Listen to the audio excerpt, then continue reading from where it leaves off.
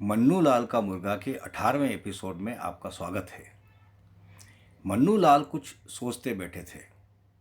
PhD pass आकर बैठे तो मन्नू ने उनसे कहा, पीएचडी, जब मैं बहुत छोटा था तब से अम्मा कहा करती थी कि तुझे बड़ा होकर कुछ बनना है। मुझे ज़्यादा तो समझ में नहीं आता था, पर मैं सोचता था कि क्या बनूं। एक दिन खेलते समय बड़े भाई ने कहा, मैं घोड़ा बनता हूँ, तुझे पीठ पर बिठाकर घुमाने ले जाऊंगा।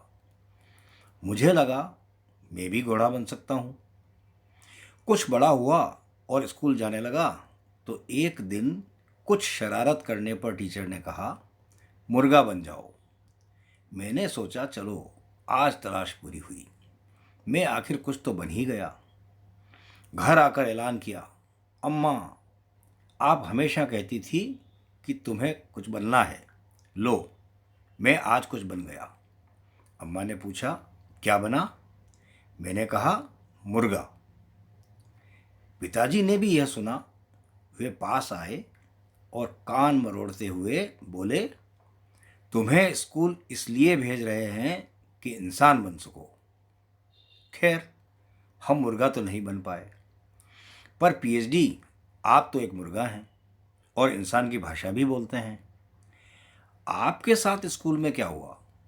आप इंसान थे और गुरुजी ने आपको मुर्गा बना दिया, या आप एक मुर्गा थे और आपके पिताजी ने आपको इंसान बनने के लिए स्कूल भेजा था? पीएचडी के चेहरे पर एक कुटिल मुस्कान फैल गई। वे बोले, यह संसार बड़ा विचित्र है। यहाँ लोग जो वे हैं उससे संतुष्ट नहीं हैं, वे कुछ और बनना चाहते हैं।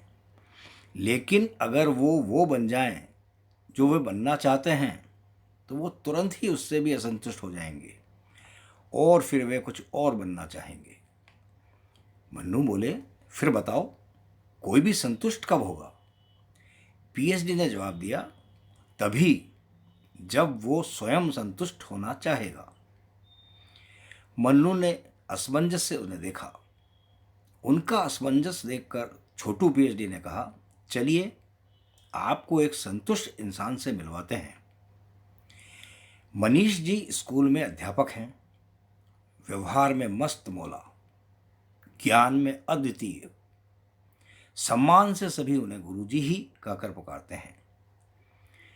स्कूल में नए प्रधानाध्यापक आए। गुरुजी के ज्ञान से वे भी बहुत प्रभावित हुए।